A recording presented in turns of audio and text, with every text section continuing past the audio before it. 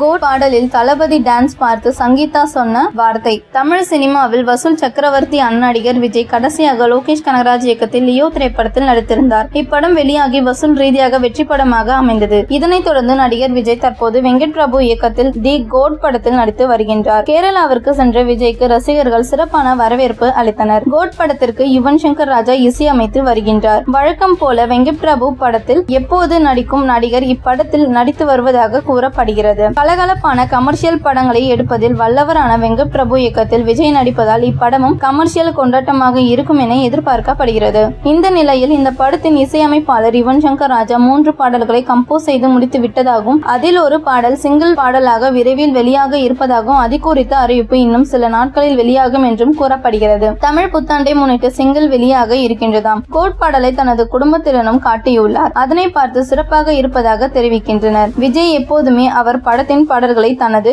குடும்பத்தினரிடம் போட்டு காண்பித்து கருத்துக்களை கேட்பது வழக்கமாக வைத்திருக்கின்றார். மேலும் இந்த படத்தை ஒட்டுமொத்தமாக படப்பிடிப்பை ஏப்ரல் மாதத்தில் முடித்துவிட்டு அதன் பிறகு போஸ்ட் ப்ரொடக்ஷன் பணிகள் மற்றும் ப்ரமோஷன் நடைபெறும் என்றும் ஜூன் மாதம் விஜயின் பிறந்த நாள் அன்று இந்த படத்தின் டீசர் ரிலீஸ் தேதியுடன் வெளியிட திட்டமிட்டு இருப்பதாகவும் கூறப்படுகிறது.